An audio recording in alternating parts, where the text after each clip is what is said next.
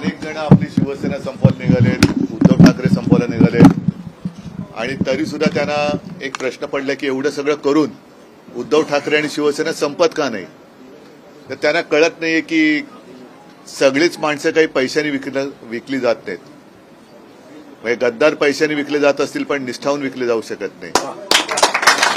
म्हणूनच माझ्यासोबत माझे सगळे जुने सहकारी आणि हे तर अगदी शिवसेना प्रमुखांपासूनचे शिवसैनिक आहेत. म्हणजे अगदी अरविंद सावंत सुद्धा आज आपल्याला काय खासदार वगैरे म्हणून तिकडे दिसत आहेत, केंद्रीय मंत्री होते, पण अरविंद सावंतांच्या पण आयुष्याची सुरुवात कशी झाली. तर असे हे सगळे साधी लोक. म्हणून मी नेहमी म्हणतो ना की काही जी मोठी आपण केली लोक ती गेली, पण ज्यांनी मोठं केलं ती मोठी करणारी माणसं माझ्यासोबत आहेत. आणि आपण या आयुष्यामध्ये नेमकं करायचं काय, कशासाठी तुम्ही शिवसेनेत येत आहे. तुमची शेतकरी संघटना एक वेगळी स्वतंत्रतेचं अस्तित्व होतं, असं माझ्याकडे तुम्ही किंवा शिवसेनेकडे काय पाहिलं की ती अख्खी संघटना तुम्ही शिवसेनेत विलीन करताय. मला असं वाटतं आयुष्यामध्ये बाकी सगळ्या गोष्टी ठीक आहेत, पण प्रामाणिकपणा सुद्धा विकत घेतला जाऊ शकत नाही. मी प्रामाणिकपणाने अनपेक्षितपणे मला मुख्यमंत्री पदाची जबाबदारी स्वीकारावी लागली आणि माझ्या आयुष्यात एकच मुख्यमंत्री म्हणून नागपूरचं अधिवेशन एकच माझं झालं. त्या अधिवेशनामध्ये कोणत्याही शेतकऱ्याने माझ्याकडे येऊन आम्हाला कर्जमुक्त करा असं मागणं केलेलं नव्हतं. पण मला असं वाटलं की मला ही संधी मिळाली.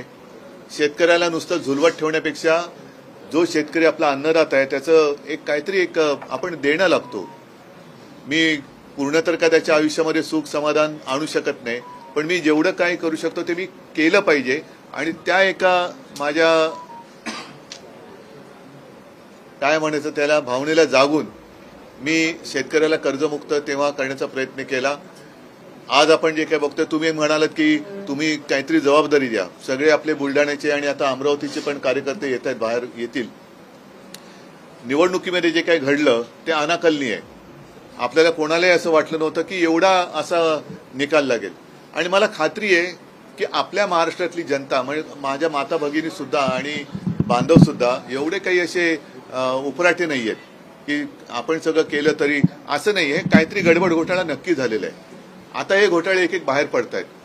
आता सगळे घोटाळे बाहेर पडत आहेत. मग लाडक्या बहिणीमध्ये किती बापे घुसलेत, बरोबर ना. आता हे कोणी घुसवलेत, पैसे कुठे गेले. त्याच्यानंतर आजच बातमी आहे की लाडक्या बहिणींसाठी कुठला तरी निधी तिकडे वळवला. म्हणजे कसं तरी ओढून तडून न्यायचं. आता बहिणींची सुद्धा मी मध्ये वाचलं होतं की इन्कम टॅक्सची तपासणी होणार. हे जयश्रीताई तुम्ही सगळ्यांनी त्याच्यात लक्ष घातलं पाहिजे. म्हणजे दाखवताना असं मोठं स्वप्न दाखवायचं की क्षणभर धरून चाला की कदाचित काही टक्क्यात लोक त्याला भुलले असतील. पण आता निवडणूक झाल्यानंतर आपल्याला आता त्यांचं खरं स्वरूप बाहेर पडलेलं दिसतंय. दुसरा एक महत्वाचा मुद्दा, मधल्या काळामध्ये आपण हा अकोला, बुलढाणा, अमरावती वगैरे इथे ट्रॅक्टर मोर्चा काढला होता शेतकऱ्यांचा कर्जमुक्ती. हे आंदोलन चालू ठेवलं पाहिजे. आणि या कर्जमुक्तीच्या आंदोलनाबरोबर गेल्या वेळेचं जे आपलं विधिमंडळाचं अधिवेशन झालं त्या अधिवेशनात विरोधी पक्ष हा वरचढ ठरला. आता सुद्धा संसदेच्या अधिवेशनात विरोधी पक्ष सळो की पळो करतोय, कारण मुद्देच तसे आहेत. आपण महाराष्ट्रापुरतं बोलायचं झालं तर पुराव्यानिशी आपण भ्रष्टाचाराचे त्यांना प्रकरणं दिली, पुराव्यानिशी दिली. आता पुराव्यानिशी दिल्यानंतर आपल्याला असं वाटलं होतं, कारण आपलं जेव्हा सरकार होतं आरोप केला की राजीनामा घ्या, आरोप केला की राजीनामा घ्या, या पद्धतीने त्यांचं काम चालू होतं. आता आपण नुसते आरोप नाही केले तर पुरावे दिले. पुरावे दिल्यानंतर आपल्याला असं वाटलं होतं, कारण देवेंद्र फडणवीसांनी एक ती समिती स्थापन केली, नीतिमूल्य समिती देरकर साहेब. आता ती नीतिमूल्य गेली कुठे. म्हणजे राजीनामे घ्यायच्या ऐवजी त्यांना समज दिली आणि समज देऊन कोणी किती काही गुन्हा केला. म्हणजे मग ते आता धुळ्याच्या रेस्ट हाऊसमध्ये पकडली गेलेली रोकड त्याची चौकशी थंडवली. थांबा, पाठच्या लोकांना दिसत नाही. हा थोडं, अरे ठीक आहे. धुळ्याच्या रेस्ट हाऊसमध्ये पकडलेली रोकड त्याची चौकशी खोळंबली. बॅगा घेऊन बसलेले सगळे त्यांची चौकशी काही नाही. आता तर आज कार्टून आलेलं आहे की कदाचित रमी आणि 3 पत्तीला ऑलिम्पिकमध्ये आता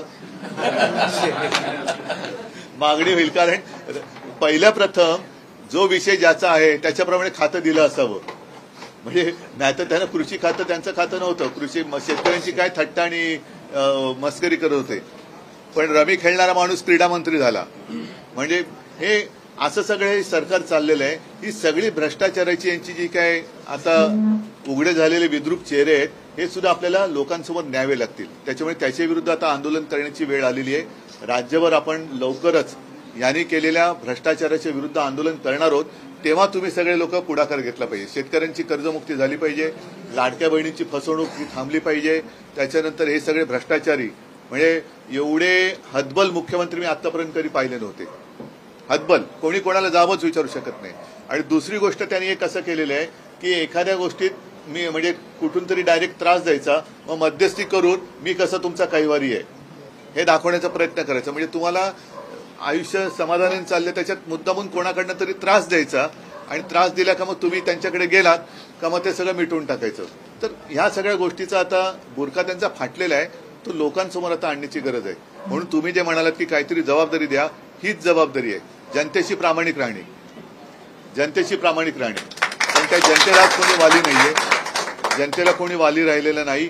त्या जनता आता बघते अरे समजा हे आता एवढं पाचवी बहुमताचं सरकार आहे तरी सुद्धा आयुष्यातले भोग काही संपत नाहीत. तर त्या जनतेला मदत करा, त्यांना दिलासा द्या आणि आपल्या माता भगिनींना आणि बांधवांना सुद्धा सांगा की सत्ताधारी काही करत मी तुझ्यासोबत आहे. एवढंच तुम्ही एक विश्वास द्या. नवीन घडामोडी पाहण्यासाठी आजच आम्ही मुंबईकर 24 तासला लाईक करा, सबस्क्राईब करा आणि अपडेट रहा.